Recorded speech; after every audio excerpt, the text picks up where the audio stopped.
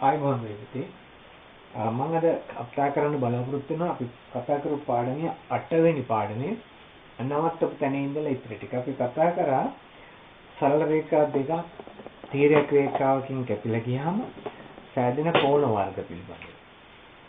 සරල රේඛා දෙකක් තීරක රේඛාවකින් කැපී ගියාම හැදෙනවා අනුරූප කෝණ කියලා කෝණ යුගල 4ක්, ඒකාන්තර කෝණ යුගල කියලා කෝණ යුගල 2ක්, ඊළඟට මිත්‍ර කෝණ කියලා මිත්‍ර කෝණ යුගල 2ක්. එතකොට ඒවා අපි දැන් ආපහු මතක් කළොත් දැන් මේ වගේ සරල රේඛා දෙකක් තීරක රේඛාවකින් කැපුණාම දැන් මේ 1 2 3 4 5 6 7 8 කියලා කෝණ නම් කළොත් මේ 1 5 ඊළඟට 2 6 ඊළඟට 3 7 ඊළඟට 4 8 මේ කෝණ යුගල් වලට අපි මොනවද කිව්වේ? අනුරූප කෝණ.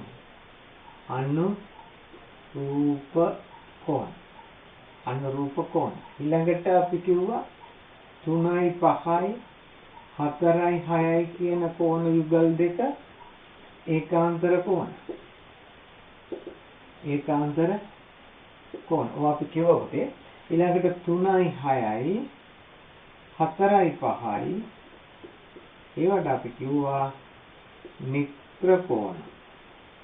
එතකොට ඔය ඔබට මම පැහැදිලි වෙලා මතක් කරේ අපි දැනට අපි දන්නවා රේඛා දෙකක් කැපිලා ගියාම මෙන්න මේ කෝණ වර්ග සෑදෙනවා. අද මම කතා කරනවා මේ කෝණ වර්ග වලින් මොනවයන් හරි එක යුගලයක් සමානව උදාහරණයක් විදිහට අනුරූප කෝණ යුගලයක් දැන් මේ රූප සටහන බලන්න. දැන් මේ සරල රේඛා දෙක තීරක රේඛාවකින් කැපිලා අපිට කියනවා මෙන්න මේ කෝණ දෙක සමානයි. මොනවද? අපි දාමු මේවට නම් AB CD මෙතන XY කියලා කියන්නේ. AX මේක අපි PQ රේඛා. තීරක රේඛාව PQ. AXP කෝණේ AXP කෝණේ AXP කෝණේ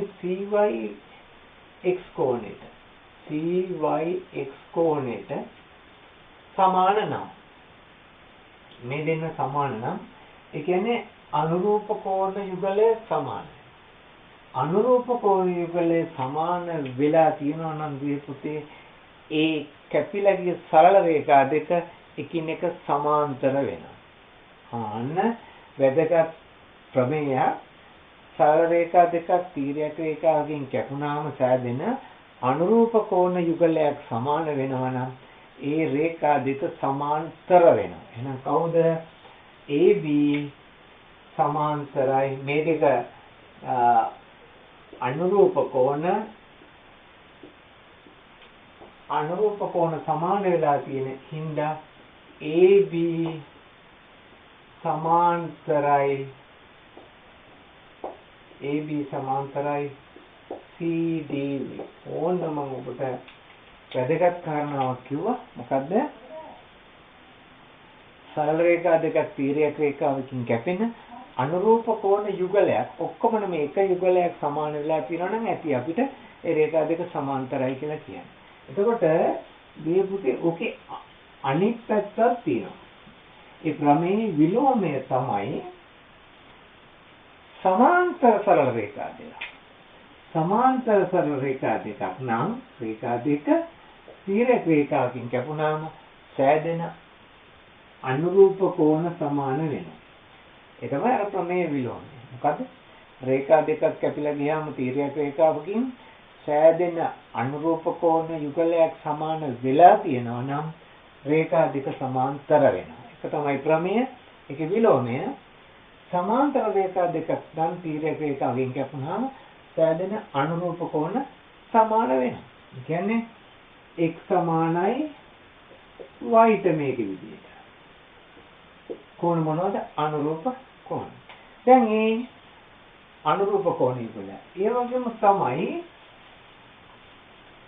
කිසියම් රේඛා දෙකක් තීරක රේඛාවකින් කැපිලා හැදෙන ඒකාන්තර කෝණ. දැන් මේ කෝණ දෙක කියලා හිතන්න. x සහ y අපිට කියලා තියෙනවා නම් x සමානයි y ට කියලා. x සමාන y නම් මේවා ඒකාන්තර කෝණ නිසා කිසියම් සරල රේඛා දෙකක් කැපිලා ගියාම හැදෙන ඒකාන්තර කෝණ යුගල දෙක නෙවෙයි එකක් ඇති. එක යුගලයක් සමාන වෙලා තියෙනවා නම් අන්න එතකොටත් මේ රේඛා දෙක සමාන්තරයි. දැන් අපි කියමුකෝ මේ රේඛාව AB මේ රේඛාව PQ කියලා. එහෙනම් x කෝණය y කෝණයට සමාන නම් ඒවා ඒකාන්තර කෝණ බැවින් AB සමාන්තරයි PQ වෙනවා. ඔන්න දැන් ඔබට මම කිව්වා ඉතින් කිව්වා අනුරූප කෝණ යුගලයක් සමාන නම් රේඛා දෙක සමාන්තර වෙනවා. ඒ වගේම ඒකාන්තර කෝණ යුගලයක් සමාන වෙනවා නම් ඒත් රේඛා දෙක සමාන්තර වෙනවා. ඒකෙත් තියෙනවා විලෝමය. මොකද සමාන්තර රේඛා දෙකක් නම් තීරයක රේඛාවකින් කැපුණේ ඒකාන්තර කෝණ යුගල් සමාන වෙනවා. ඒකේ විලෝමය. එතකොට ඔගේ අනිත් පැත්ත ඊළඟට අපි කියවනේ මිත්‍ර කෝණ ගැන. මිත්‍ර කෝණ ගැන තියෙන ලස්සන කතාවක්. ඒක හොඳට තේරුම් ගන්න ඕනේ. කිසියම් සරල රේඛා දෙකක් කැපිලා ගියාම සෑදෙන මිත්‍ර කෝණ. මිත්‍ර කෝණ හැදෙන්නේ මේ වගේ එකම පැත්තේ. එනේ මේ මිත්‍ර කෝණ දෙකක් තමයි XY කියන්නේ. මිත්‍ර කෝණ දෙකේ එකතුව XY වල එකතුව අංශක 180ක් නම් x ධන y සමානයි 180ක් නම් අන්න එතකොටත් මේ රේඛා දෙක සමාන්තර වෙනවා. කවුද? AB සමාන්තර වෙනවා CD. එතකොට බ්‍රිලියන්ට් පුළුවන් AB සමාන්තරයි. ආන්න මම සමාන්තරයි කියන වචන වෙනුවට ලකුණක් පාවිච්චි කළා සංකේතයක් ඉදි කෑලි දෙක. මතක තියාගන්න. මේ කියවන්නේ AB සමාන්තරයි CD වේ. එතකොට ඒකේ විලෝමයේ සත්‍යයි. මොකද්ද විලෝමය? සමාන්තර රේඛා දෙකක් නම් තීරක රේඛාවකින් කැපිලා ගියේ මිත්‍ර කෝණ 180 වෙනවා. දැන් අපි කතා කරා එතකොට සමාන්තර රේඛා අතර තියෙන සමාන්තර රේඛා තීරක රේඛාවකින් කැපිලා ගියාම හැදෙන කෝණ අතර තියෙන සම්බන්ධතාවය. දාගෙන රූප සටහනක් මම නැවත අඳින්නම්. පළවෙනි එක මම පෙන්වුවේ රේඛා දෙකක් තීරක රේඛාවකින් කැපුණාම අනුරූප කෝණ මේකේ A සමානයි B නම් මේ රේඛා දෙක කැපිටල් AB මේක CD කියලා ලියමු. AB සමාන්තරයි CD අනුරූප කෝණ යුගලයක් සමාන වෙලා තිබෙන බැවි. ඊළඟට කිව්වා ඒකාන්තර කෝණ යුගලයක් සමාන වෙලා තියෙනවා. සරල රේඛා දෙකක් තීරක රේඛාවකින් කැපුණා. අපි මේක AB රේඛාව මේක PQ රේඛාව කියලා හිතමු. ඒකාන්තර කෝණ. මේක X මේ පැත්තේ Y. මේ රූප සටහනේ X සමානයි Y නම් මේ දෙක සිද්ධ වෙලා තියෙනවා නම් AB සමාන්තරයි PQ. AB සමාන්තරයි PQ. ඇයි මෙතන තියෙන්නේ අනුරූප කෝණ, මෙතන තියෙන්නේ ඒකාන්තර කෝණ, මෙතන තියෙන්නේ මිත්‍ර කෝණ. හොඳයි රූප සටහන් තුන ඇඳලා ඒ රේඛා සමාන්තර වෙනවා කියලා ලියන්න. මෙතනදී අනුරූප කෝණයේ සමාන වෙනවා නම් රේඛා දෙක සමාන්තර වෙනවා. ඒකාන්තර කෝණ දෙකක් සමාන වෙලා තියෙනවා නම් මේ රේඛා දෙක සමාන්තර වෙනවා. මිත්‍ර කෝණ වල එකතු 180ක් වෙලා තියෙනවා නම් ඒකේ ඒ රේඛා දෙක සමාන්තර වෙනවා. හොඳයි ඒකේ විලෝමයක් කිව්වා සමාන්තර රේඛා දෙකක් නම් එහෙනම් අර කියන කෝණ වර්ග සමාන වෙනවා. දැන් අපි සමාන්තර රේඛා ආශ්‍රිත කෝණ ගැන කතා කරේ.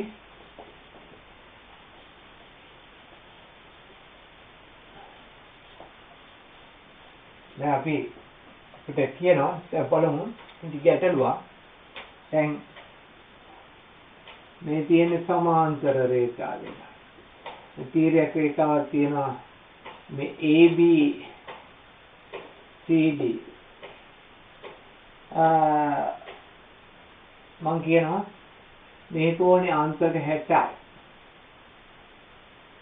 ඔබට x y z මෙතන p q r s මේ කෝණ හොයන්න.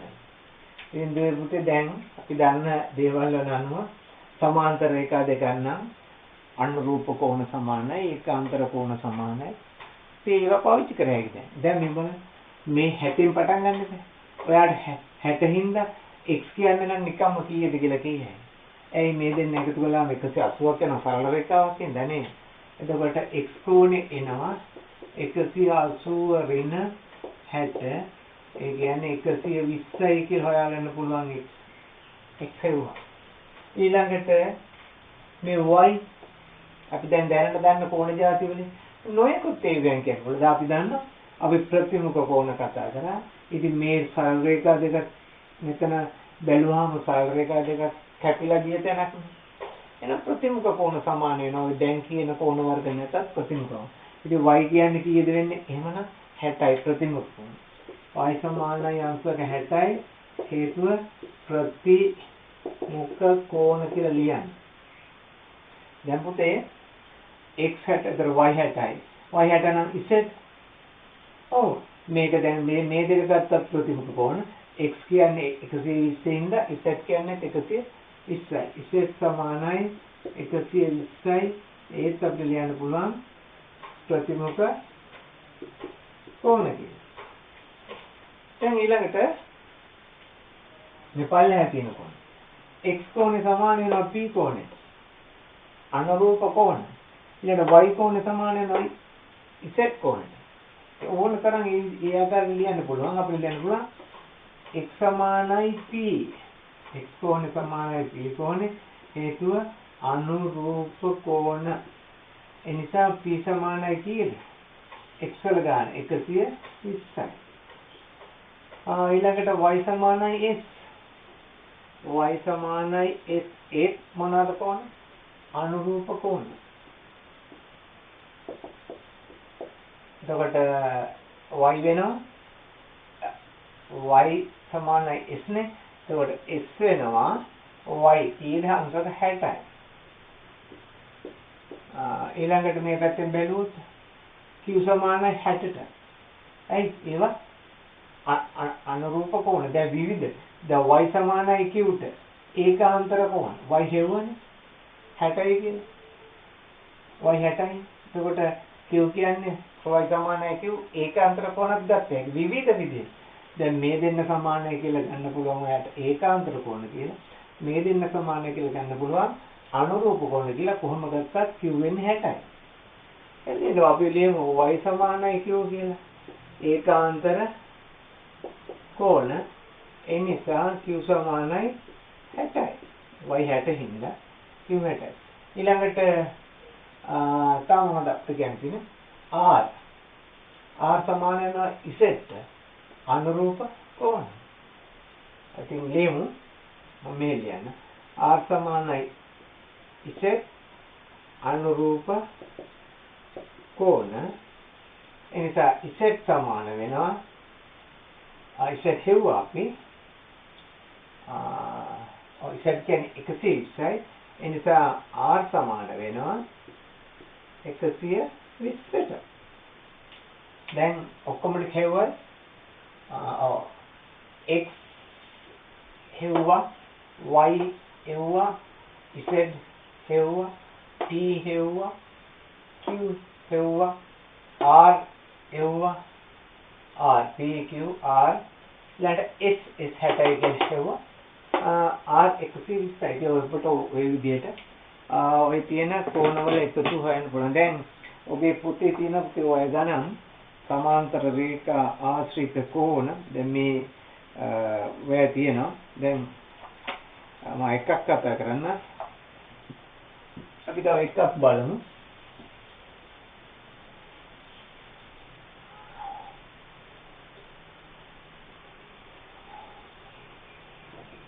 මේකේ තියෙනවා මෙහෙම පහත දැක්වෙන එක් එක් රූපේ කුඩා ඉංග්‍රීසි අක්ෂර මගින් දැක්වෙන කෝණවල විශාලත්වය සෙල් මෙන්න මෙහෙම තියෙනවා නේද? මෙහෙම එතකොට ඔයාලට පෙන්නලා තියෙනවා මේ රේඛා දෙක සමාන්තරයි කියලා. මෙතනින් රේඛාවක් ගින් තියෙනවා. මේ කෝණේ අංශක 20යි කියලා දීලා තියෙනවා. මේ කෝණේ අංශක B මේ කෝණේ අංශක 130යි කියලා දීලා තියෙනවා. දැන් මේක පොඩ්ඩක් දික් කරලා තියෙනවා පෙන්නලා තියෙනවා. මේකත් උන්න පොඩ්ඩක් දික් කරලා තියෙනවා. එතකොට ඔබ දැන් මේකේ කුඩා ඉංග්‍රීසි අකුරු මගින් මේකේ ඉංග්‍රීසි අකුරු තියෙන B හොයන්න තියෙනවා.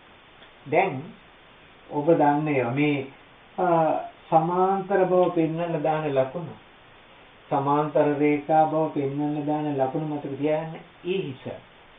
එතකොට E හිස දාලා ලියන්නේ සමාන්තර රේඛා.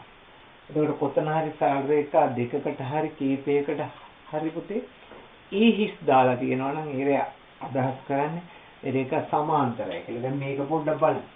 දැන් මේ රේඛා දෙක සමාන්තරයි. මේ අතර. දැන් මේ රේඛා දෙක සමාන්තරයි. මේව දානවා E හිස් දෙක දාන්න. දැන් මේ රූප සටහනේ බලන්න. මේකට එක එක දාලා මේකට දෙක දාලා තියෙනවා. මොකක්ද දෙකේ තේරුම? මේ රේඛා දෙක සමාන්තරයි. ඒ වගේම මේ රේඛා දෙකක් සමාන්තරයි. එතකොට සමාන්තරතාවයේ පෙන්වන සංකේතය තමයි E හිස. දැන් අපිට කියන්නේ B හොයන්න කියලා. දැන් මේ රේඛා දෙක සමාන්තරයි. මේ තීරක රේඛාවකින් කැපිලා. එතකොට ඔබ දන්නවා තීරක රේඛාවකින් කැපුණාම සමාන්තර රේඛා දෙකක් ඒකාන්තර කෝණ සමාන වෙනවා. අනුරූප කෝණ සමාන වෙනවා. මෙතන මොනවද තියෙන්නේ? B නේ තියෙන්නේ. දැන් මේ කෝණය 130යි B මේක 20යි. ඔබට කියන්න පුළුවන් මේ සම්පූර්ණ කෝණය. එතන සම්පූර්ණ කෝණ සමාන වෙනවා 130ට මොනවද? ඒකාන්තර කෝණයි සමාන්තර රේඛා දෙකකින් තීරක රේඛාවේ දෙපැත්තේ උඩ යට මෙතන මේ සම්පූර්ණ කෝණය මේ සම්පූර්ණ කෝණයට සමානයි. ඒ කියන්නේ 20යි ධන B සමාන වෙනවා 130ට. ඒකාන්තර කෝණ. ඒකාන්තර කෝණ දැයින් B හොයන්න පුළුවන් මේ සමීකරණය පාවිච්චි කරලා අපිට B සමානයි 130 අඩු කිරීම 20. ඒ කියන්නේ 110යි. ඔන්න ඔය ආකාරයට දෙවිට අපිට පුළුවන් මේ කෝණවල විශාලත්වය සොයන්න. අපි තවත් එකක් බලමු.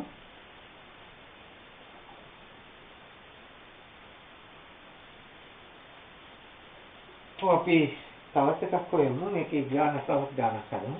දැන් මේකේ තියෙනවා ඒකේ තේමයි ඉංග්‍රීසි අකුරු වලින් දැක්කෙන. මම ඔබේ පොතේ තියෙන ගණන් කීපයක් හදන්න නේ. මෙහෙම සමාන්තර රේඛා දෙකක් තියෙනවා.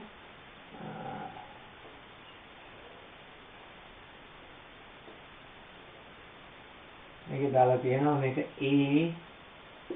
B එතන P එතන C D Q එතන දික් කරලා තියෙන මෙතන R මෙතන S මෙතන T මේකේ දින තියෙනකොට මේ කෝණේ අංශක 60යි ඔයාලට හොයන්න තියෙනවා මෙතන E මෙතන F මේ කෝණේ අංශක 45යි ඔය කෝණ දෙක හොයන්න තියෙන්නේ. එතකොට මේකේ මේ රේඛා දෙක සමාන්තරයි. මම උදා EF දෙන්න හොයන්න තියෙනවා. ඉතින් දැන් මේ රේඛා දෙක සමාන්තරයි මේ තීරක රේඛාවකින් කැපිලා මේ කෝණේ මොනවද? ඒකාන්තර කෝණ. එහෙනම් E කියන්නේ කීයද? 60යි. ඒතර මේ පැත්තෙන් බැලුවා මේ රේඛා දෙක සමාන්තරයි තීරක රේඛාවකින් කැපිලා බලන්න. මේ කෝණේ දෙපැත්ත හැදලා තියෙන මොනවද? අර ඒකාන්තර කෝණ. එහෙනම් S කියන්නේ කීයද? 45යි. S කියන්නේ 45යි. ඒතකොට EF විතරයි ඒක හොයන්න තියෙන්නේ. ඒ තරම් ලොකු දෙයක් නෑ. හොඳට දෙවිති අපි ඔය සමාන්තර රේඛා ආශ්‍රිත කෝණ ගැන කතා කරේ. ඔබ දැන් 8.4 අභ්‍යාස කරන්න ඕනේ. 8.4 අභ්‍යාස කරලා අපි ඊළඟ වීඩියෝෙන් ඊළඟ පාඩමට යමු. ඊට පාඩම කතා කරන්න ඉස්සෙල්ලා ඔය අභ්‍යාස සම්පූර්ණ කරන්න තෙරුවන් සරණයි.